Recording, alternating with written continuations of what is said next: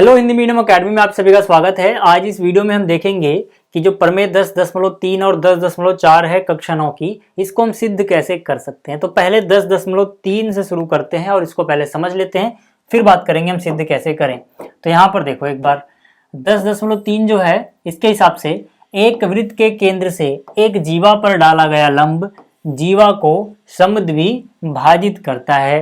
क्या मतलब हुआ इसका कि अगर अपने पास कोई वृत्त है, ठीक, अब इस वृत्त के केंद्र से, ये मान लो केंद्र है इसका O, ठीक है, इसकी कोई जीवा है, मान लेते हैं ये रही जीवा, ठीक है, जीवा का नाम मैंने लिया AB। तो AB कोई जीवा है इस वृत्त की और O केंद्र है। तो अगर मैं केंद्र से इस जीवा पे कोई लंब डालूं, मान लो मैंने OM एक लंब डाला, लंब का मतलब ये 90 डिग्री होगा, इधर भी 90 ही होगा, ठीक है। तो जो ये लंब है OM AB के ऊपर, ये AB को समद्विभाजित करता है, ऐसा ये प्रमेय कहती है। मतलब अगर ये लंब होगा तो पक्की बात है जितना बड़ा यहाँ पे MA होगा उतना ही बड़ा MB भी होगा, ठीक है। अब हमें क्या करना है, हमें इसी प्रमेय को सिद्ध करना है, ठीक है। मतलब ये कि अगर हमें ये पता हो कि ये लंब है तो हमें सिद्ध करना पड़ेगा कि ये टुकड़ा और ये टुकड़ा बराबर है। अगर मैंने ये दोनों टुकड़े बराबर दिखा दिए तो मतलब ये सिद्ध हो जाएगा कि जो हमने लंब डाला उसने AB को समद्विभाजित कर दिया। समद्विभाजित का मतलब क्या, दो बराबर टुकड़ों में बांट देना, ठीक है। तो उसके लिए हम क्या करेंगे, उसके लिए हम इसको इससे जोड़ देंगे, इसको इससे जोड़ देंगे और त्रिभुज OMA सर्वांगसम सिद्ध कर देंगे त्रिभुज OMB के। अगर आपने सर्वांगसम सिद्ध कर दिया तो बाई CPCT MA और MB बराबर हो जाएंगे, ठीक है। तो चलिए देखते हैं कैसे करेंगे। देखो यहाँ पे मैंने सब कुछ फिगर वगैरह बना रखी है। तो सबसे पहली बात हमें क्या दिया है, हमें दिया है कि जो OM है वो AB के ऊपर लंब है, तो मैंने यहाँ पे लिख दिया, ठीक है। ये निशान किस चीज का है, लंब का, ठीक।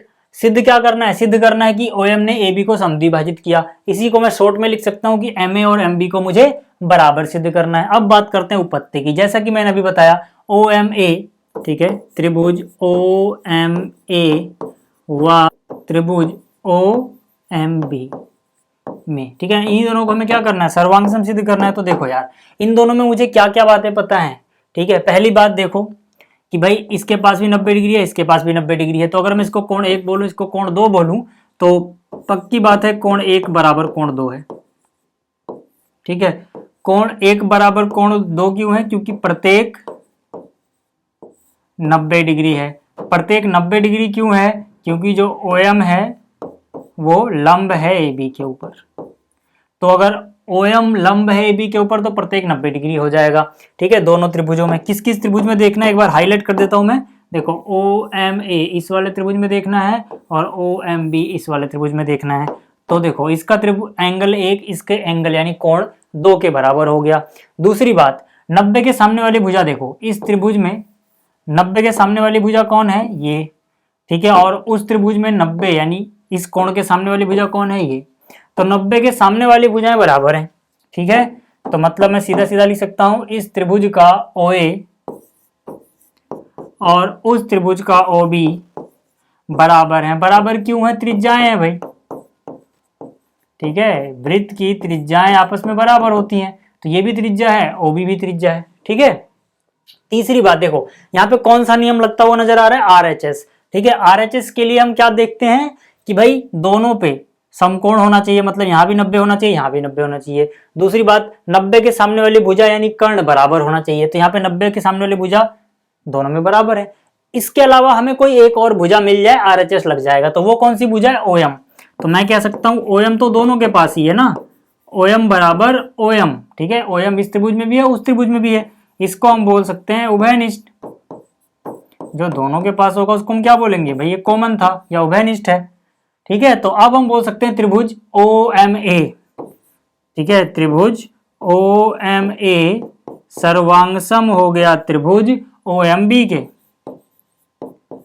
कौन से नियम से हुआ, ये RHS से हुआ, याद रखना, RHS नियम से, सर्वांग समता से भी लिख सकते हो, ठीक है। RHS क्या होता है ये मैंने आपको 7वें चैप्टर में बहुत बढ़िया से पढ़ाया हुआ है। अब देखो मेरा मकसद क्या है, मेरा तो मकसद है कि भैया AB के दो बराबर टुकड़े दिखाना, यानी कि MA और MB को बराबर दिखाना। कैसे दिखा सकता हूं मैं, यहाँ से मैं बोल सकता हूँ कि अगर ये सर्वांगसम हो गए तो यहाँ से मुझे इंप्लाई होता है, मुझे पता लगता है कि यहाँ पर MA और MB संगत भाग हैं जो कि बराबर होंगे। क्यों, क्योंकि त्रिभुज सर्वांगसम है तो उनके संगत भाग बराबर होंगे, संगत भाग आप कैसे पहचानोगे ये मैं आपको बता चुका हूं कि भाई जो ये मैंने नाम लिखा है इसमें देखो लास्ट के 2 अक्षर से मुझे MA मिल रहा है, तो इसका संगत भाग कौन होगा, लास्ट के 2 अक्षर से क्या मिल रहा है MB, तो यानी ये दोनों आपस में बराबर होंगे बाई CPCT। सर्वांगसम त्रिभुजों के संगत भाग बराबर होते हैं, उसी को हम शॉर्टकट में बाई CPCT लिख देते हैं, मतलब इससे हुआ ये। ठीक है, तो ये जैसी बराबर हो गया इसका मतलब OM AB को समद्विभाजित करता है। 2 टुकड़े बराबर आने का क्या मतलब है, इसके बाद आप लिख लोगे इसका मतलब है OM AB को समद्विभाजित करता है। यहाँ पे लिखोगे OM AB को समद्विभाजित करता है, यही सिद्ध करना था, हो गया। ठीक है, तो ये 10.3 हो गया। अब बात कर लेते हैं अगली प्रमेय 10.4 की। तो अब देखो जो प्रमेय 10.4 है ना, ये 10.3 की एकदम विलोम है। ठीक है, इसमें क्या बोला गया है, एक वृत्त के केंद्र से एक जीवा को समद्विभाजित करने के लिए खींची गई रेखा जीवा पर लंब होती है। ठीक है, मतलब क्या कि अगर अपने पास मान लो एक वृत्त है और एक जीवा है AB, ठीक, तो केंद्र से मैं इस जीवा पे एक ऐसी रेखा खींचूं जो इसको समद्विभाजित कर दे, तो पक्की बात है लंब होगी। ठीक है, OM अभी मैंने रेखाखंड खींचा, आप इसको रेखा भी बना सकते हो, आपकी मर्जी है यार। ठीक है, उससे कोई फर्क नहीं पड़ना, फिलहाल हमें इतने हिस्से से मतलब है। ठीक, तो यहां पर देखो फिर से बोल रहा हूं ये विलोम क्यों है पिछले प्रश्न का, क्योंकि पिछली बार हमें क्या दिया हुआ था, ये लंब दिया हुआ था और हमें ये दिखाना था कि ये समद्विभाजित होता है। इस बार क्या करना है कि ये समद्विभाजित हो रहा है और हमें दिखाना है कि ये लंब है। कैसे दिखाएंगे, बहुत आसान है। सबसे पहले लिखेंगे दिया है, क्या दिया है, MA और MB ये दोनों टुकड़े बराबर दिए गए हैं, क्योंकि इस बार समद्विभाजित हो रही है, पहले ही बोल दिया है। सिद्ध क्या करना है कि OM लंब है AB के ऊपर। कैसे करेंगे देखो, अब आपको देखना फिर से त्रिभुज OMA और त्रिभुज OMB में क्या क्या बोल सकते हैं हम यहाँ पे, OM बराबर OM। ठीक है, देखो OM तो दोनों में ही है। ठीक, ये जो भुजा है ये तो इस त्रिभुज में भी आ रही है, इस त्रिभुज में भी आ रही है, तो OM बराबर OM, क्योंकि ये उभयनिष्ठ है, कॉमन है। ठीक, तो मैंने यहाँ लिख दिया, ऐसा मैंने लिखा क्योंकि ये उभयनिष्ठ है यानी कॉमन है। ठीक है भाई, दूसरी बात MA बराबर MB, MA बराबर MB क्यों है, दिया हुआ है, तो ये दिया है। तीसरी बात इसका OA उसका OB, OA और OB क्यों बराबर हैं, ये त्रिज्याएं हैं। ठीक है, यहाँ पे आप लिखोगे त्रिज्याएं।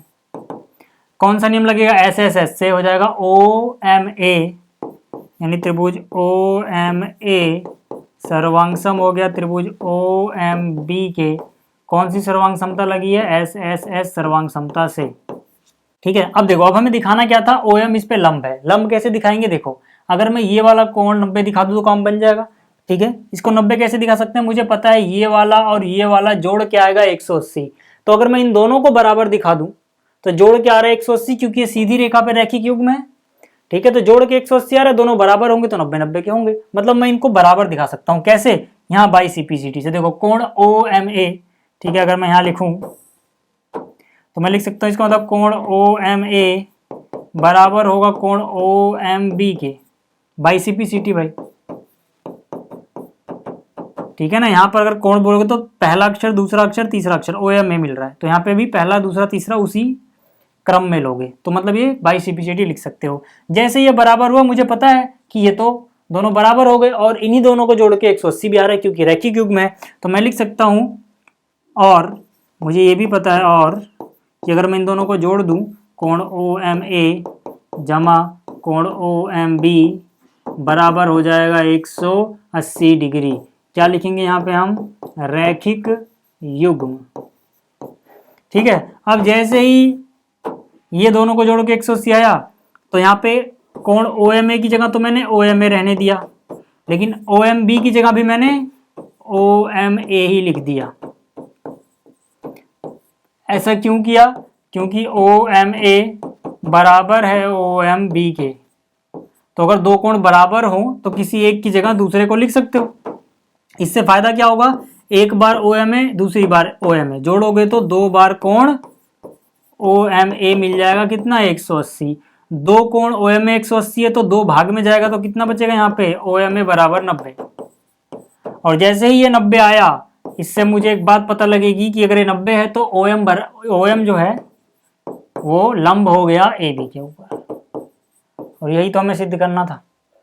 ठीक है, तो उम्मीद करता हूँ आपको ये सारी चीजें समझ में आई होंगी। जल्दी मिलेंगे अगली वीडियो में। इस वीडियो को देखने के लिए धन्यवाद।